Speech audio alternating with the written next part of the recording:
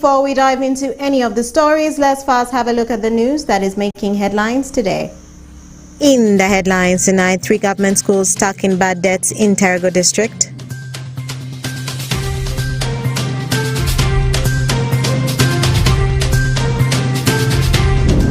Local community receives a 3.6 billion motorized pipe water system.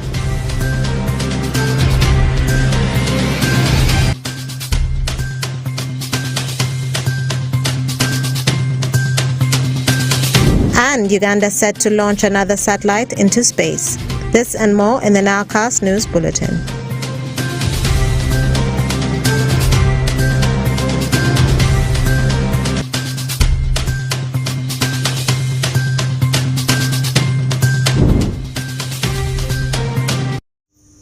It's the 27th of September 2023 and you're most welcome to the NILE Cast on West Nile Television. Now let us dive into some of the stories that are making headlines today.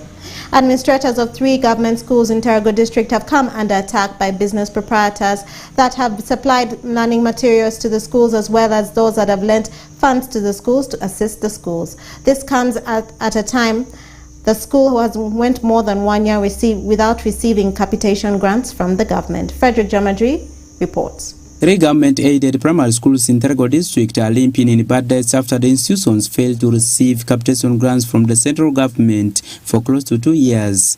The capitation grant is a financial assistance extended by government of Uganda under the Universal Education Policy to finance the purchase of textbooks and other teaching and learning materials, as well as caters for school maintenance, administration costs, and payment of utilities, including water and electricity.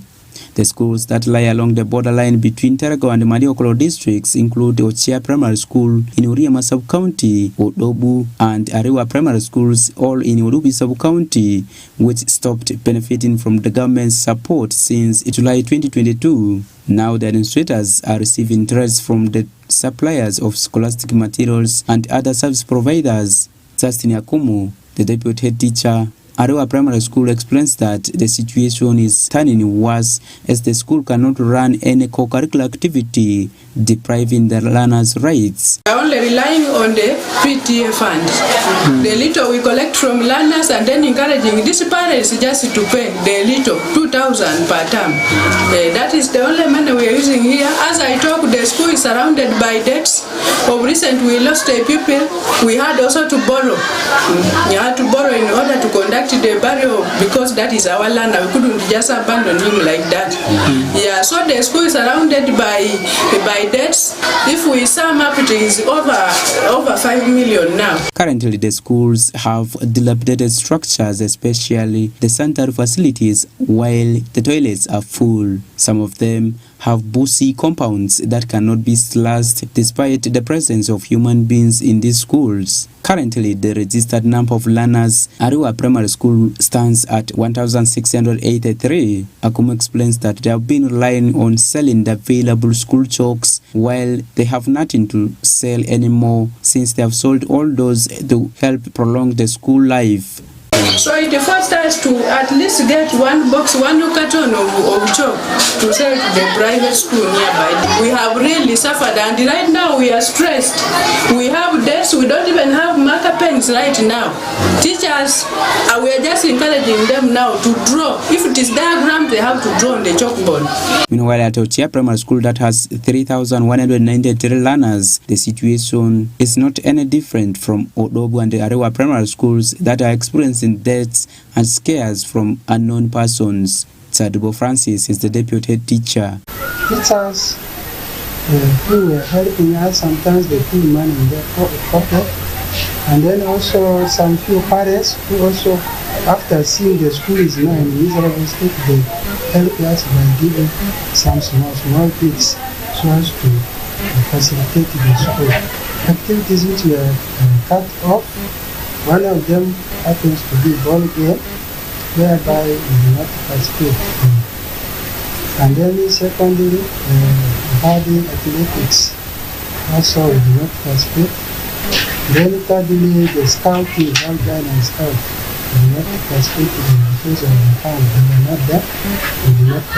Terego and Mariokolo districts have been in a long-term conflict over the district boundaries brought by the presence of the refugees and other social services that are rendered to the refugees by the implementing partners.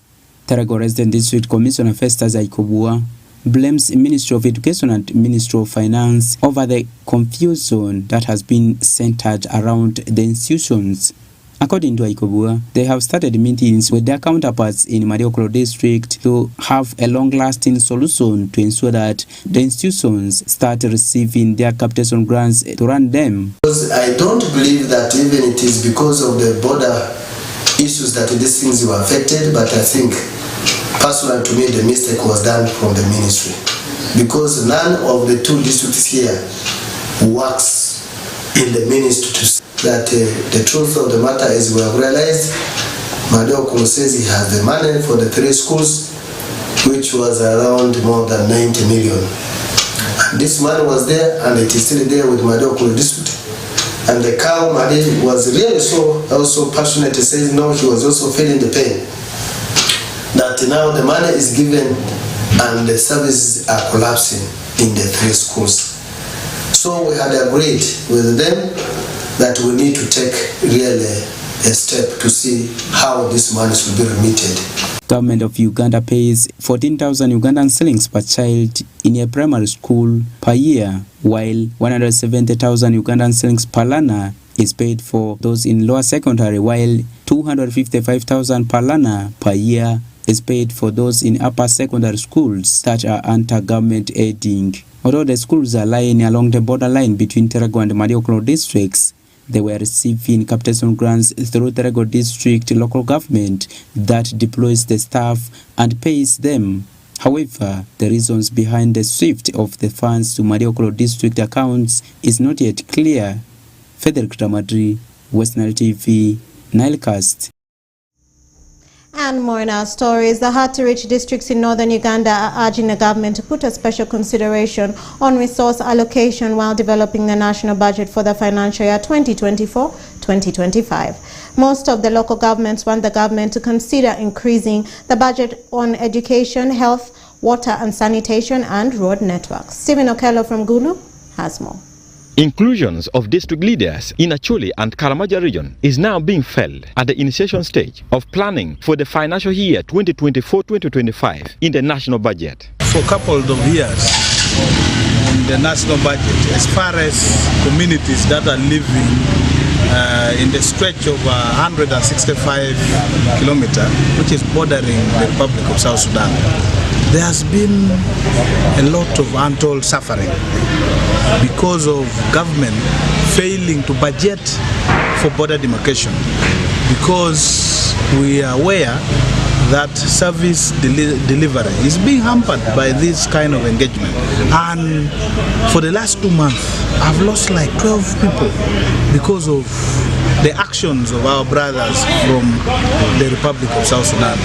According to Osborne Ocheng, the uncertainty of the international border demarcation is affecting both service delivery and security of Ugandans living along the borderline, especially in Lamoa district. And my coming here is to send in my voice that the budget for border demarcation, it should be a mass. You know, we are not going to mince words in this, because we also need community who are living along the borders to also prosper and know exactly where they live. And also Uganda People's Defense Forces, constitutionally, they are supposed to protect our territorial integrity from any external aggressions. But they don't know where to deploy. Because where do you deploy when you exactly don't know where your border ends and where it stops? James Nabinson Kidega, the resident district commissioner, Agago district, says government should consider enhancing the budget for water supply to districts like Agago, which is covered by rock. The new system is supposed to be brought, system of getting pump, looking at nearby and pump water to the tanks and the health center can use.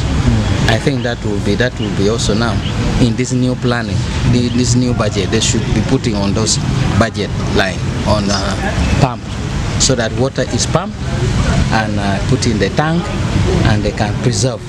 They also tank for preservation. This water from the rain, they should preserve.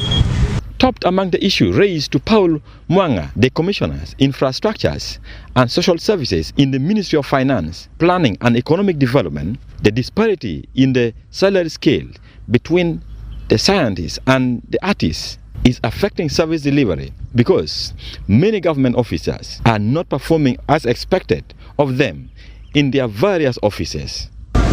For those cadres that had mistakenly been allotted salaries for scientists, and this anomaly was found, whether it was right to reinstate them to the lower salaries, and this has been explained that as long as the salary award was illegal, they have to be reinstated back to their requisite salaries.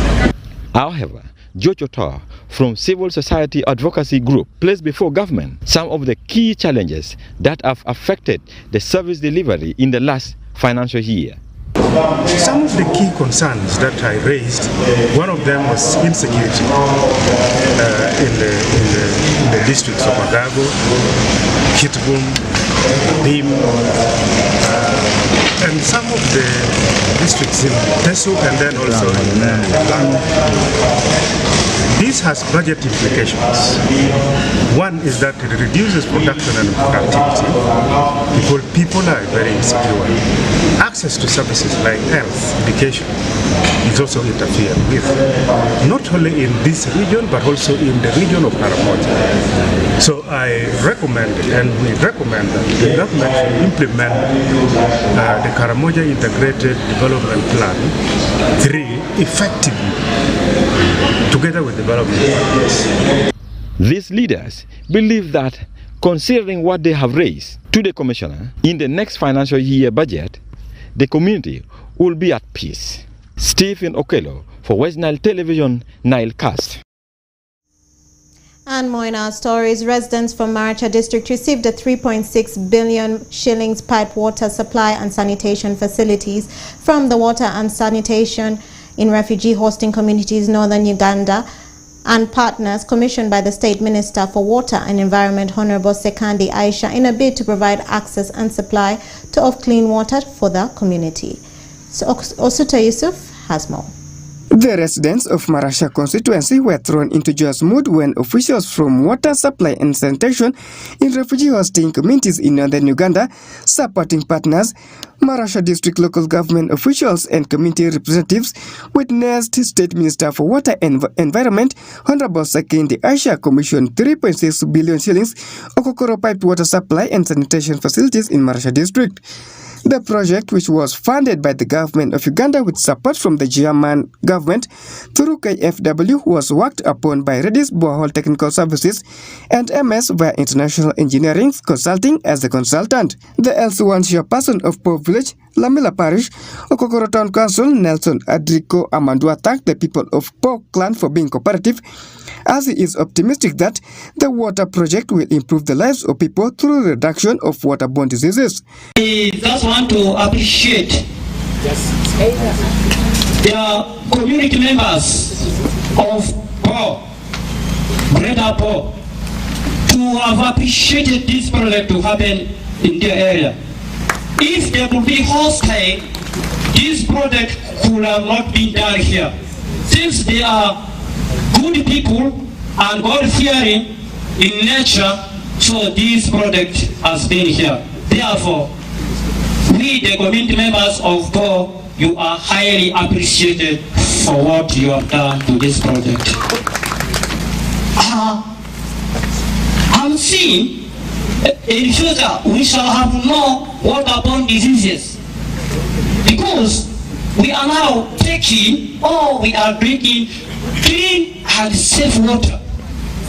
Our health may be good and we need to appreciate it. Honorable Gilbert Mungwashoni stated that the few sources of water in Okokoro Town Council had become points of violence among people who fetch water. Prior to this scheme, the town council was water stressed, relying on few surface point water sources, mainly seasonal springs, which could not adequately serve the ever-growing population. The few water sources had become sources of conflict due to long hours spent at the sources and the scramble for priority. Similarly, the disease burden on the population was very high due to consumption of unsafe water, leading to conditions such as diarrhea, typhoid, among other conditions. I am quite convinced that this will be history with the construction of the new pipe water scheme. Lowe David, the head of Cooperation Embassy of the Republic of Germany, says the government of Germany considered this project as key because of Uganda's positive response to hosting refugees, adding that access to safe water source and clean environment is everyone's right. Our cooperation partnership, the cooperation partnership between the German government and the Ugandan government. And first reason that I would like to highlight is that we are in a refugee hosting area here and helping tackle the challenges that come along with being Uganda, being Africa's largest host of refugees is key for us. And we're tackling the effects of forced migration, of displacement. That is a big challenge. It is a global challenge. It's a challenge to humanity. And the German government is ready to support here.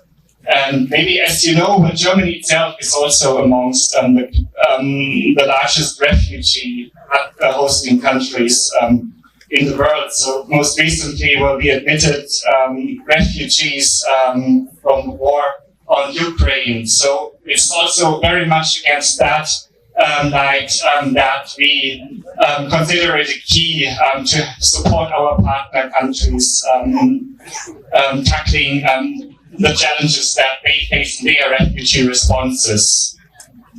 Access to safe water, access to sanitation infrastructure, access to waste management, that is, very simply spoken, it is a human right.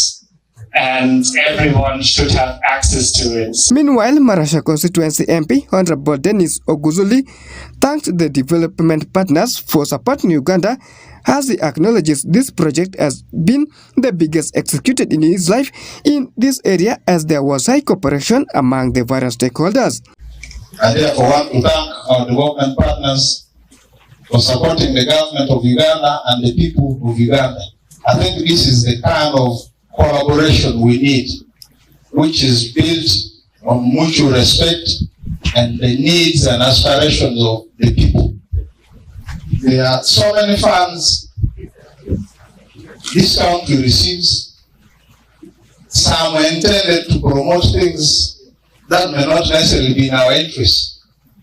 But what you've done here perfectly fits into our long-held aspiration. I must also announce that this has been one of the best projects ever executed in my life. It was collaboratively executed. All the social and environmental issues were addressed. I don't know what we can hold all the stakeholders responsible for. I've been looking for those faults everywhere. I've found them now, and our technical people, I believe, have been able to satisfy. Peace Oshaki, Osuta Yusuf, West Nile TV, NILE CAST. And more in our stories, students and school administrators of Ajimani Senior Secondary School in Ajimani District are calling upon the local government to come and reinforce teachers, as the school is facing challenges of limited staff and inadequate staff structures to accommodate the teachers, which is affecting the performance of learners at the school. Onzima Alan has more. The students of Ajumani Senior Secondary School in Ajumani District on 26th September this year called upon the local government officials of Ajumani District to reinforce more teachers in order to achieve better performance. The head teacher of the school, Banji Joffrey, stated that the school is facing challenges of limited staffs and inadequate staff structures to accommodate teachers, hence affecting the learners. Banji, however, urged the government to recruit more teachers in order to rescue the learners from the alarming situation. The number of teachers are very few. One reason is that some of the teachers who were here recommended some of the teachers to be transferred and they have not been replaced. Some retired, they have not been replaced. And as I talk, I moved several times to the ministry, but the challenge we have here in the district is the wage bill, which cannot allow the school to have many teachers on payroll. As I talk, I have only 9 teachers on payroll, including me. I made effort to go to the ministry. Now the ministry said they are clearing the payroll. Maybe in the next deployment, we're going to maybe add some teachers to the one we have. Then concerning other teachers who are locally paid, normally you see teachers who are not locally paid also depends on the number of students. When they pay much money or maybe school fees like the private schools are paying, you get more teachers. But this is USC school where you cannot pay much. The parents have to be catered for this, not pay much school fees. They have to pay what they can. So you find that the little which I give, the teachers sometimes look at it, that is very small. But I must thank the few who are with me. There are around 16 of them. Recently, 2 also went because with the labor movement, you cannot control somebody. Meanwhile, Mokomiko Doreen Janet, who is the group leader of a new bridge system project, said the school is holding projects under a new bridge system, having boat system and cabbage garden, which is maintained by the senior 3 students in order to generate income for the group and also facilitate the school in terms of balanced diet. Reason why we choose it is it's easy for us to manage it. If in our own plan we decide to take it, because we know if we take it, it will be so easy for us to manage, and we shall come up with the result, the one our teacher needs. That is, after investing them, we shall sell our products, use it as a balanced diet. That is true when our administration use money to buy it, because this is our project work.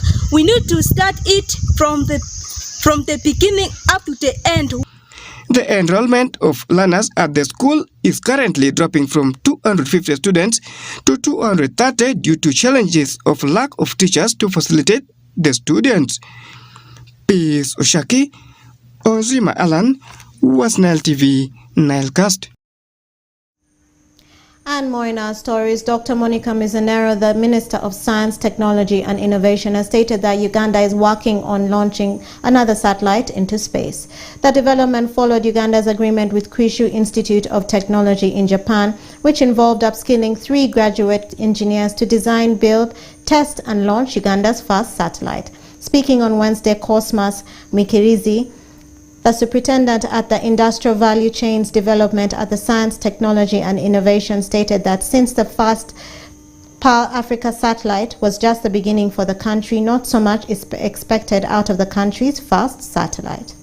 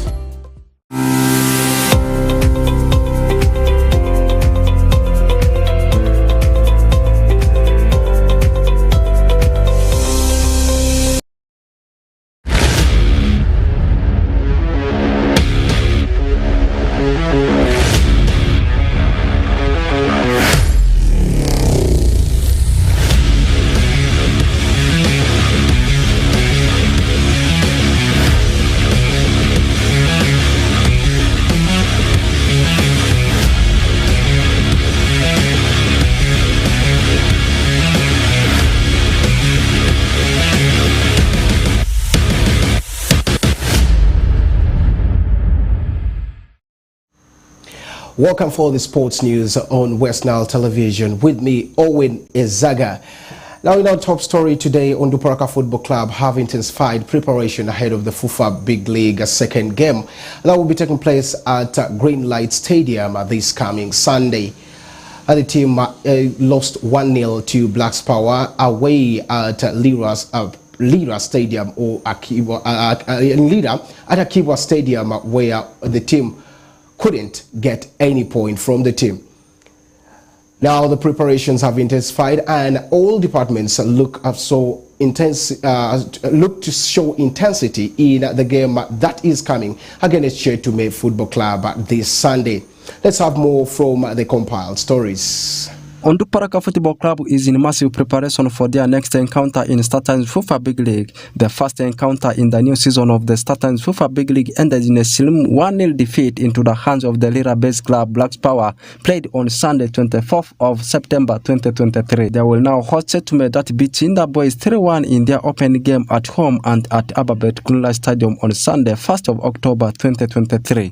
I must be very glad and happy. We traveled to Lira, faced Blacks Powers, though we lost in the 78th minute. It was really a good game. The boys put up a spirited fight, as we're still restructuring and regrouping a new team for this season. I must say that we really played very well, though we lost the game, but it's also normal, it's part of the game, and we picked some positives, also some good moments where we're supposed to win the game, but it's also part of the game. I must say that we came back successfully. We're here embarking on our first home game against Chetume, which is on Sunday. Today we're having this, we're playing Ribo in the lower Madi. I think they had a request with us, which we honored. We want to test the team, also to prepare the players who have not been taking part in that game in Lira. We want to see if there are 1 or 2 changes that is going to come up on Sunday, depending on the performance we had from that side. So we really want to get everybody ready. That's why we're having this game today, to see the readiness of the players who didn't take part in the game against Blacks. Playing at home is one motivation factor, because playing Green Light Stadium, the fans, they're amazing. They always come around to support this team. Play in front of your own. I think we'll have give us enough motivation to win this game. We are ready.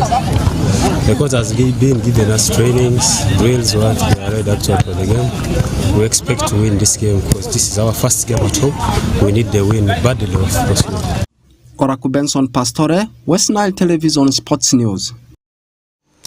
And now more in the stories in sports. Uganda, Kenya and Tanzania win the Pamoja bid to host the 2027 AFCON in the country. Uganda and Tanzania and Kenya have been awarded the hosting rights for the AFCON 2027 in the meeting that was held today in Cairo, and the President Patrick Musepe announced this today earlier on that is the meeting where the executives of the CAF sat on this very Wednesday.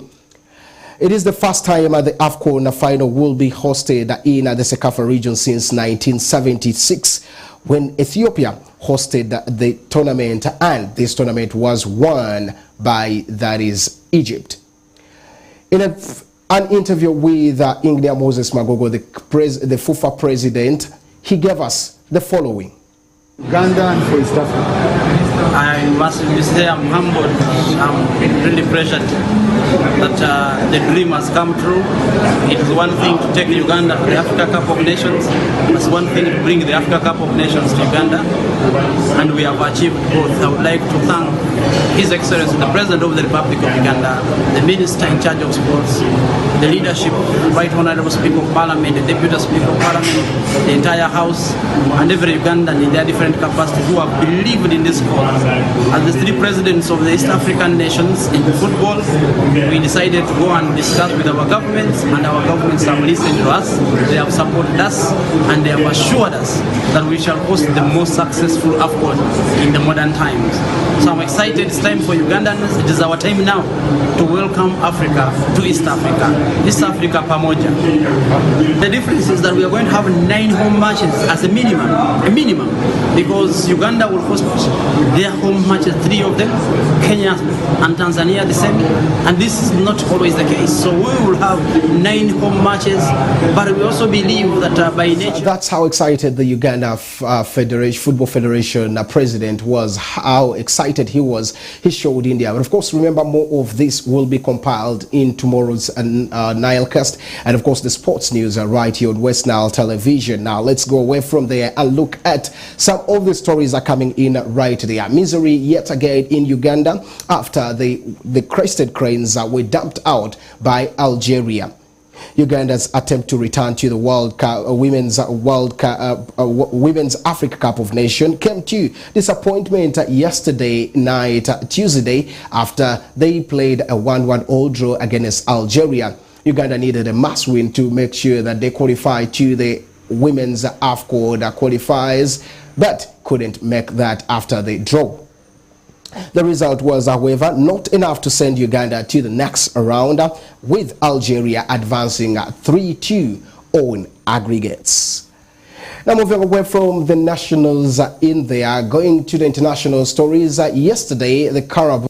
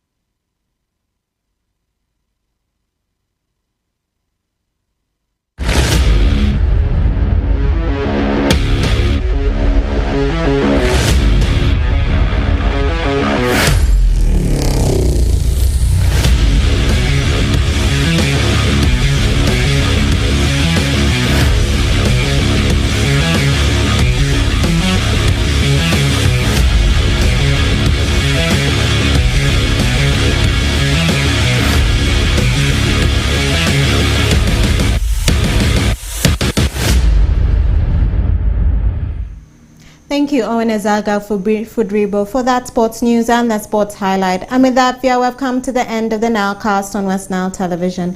Thank you always for being with us from the beginning of the NILE Cast to the end of the NILE Cast, only on West Nile Television. Please stay tuned to the rest of the subsequent programs that may follow. My name's Okumiringa Christine. Have a good evening.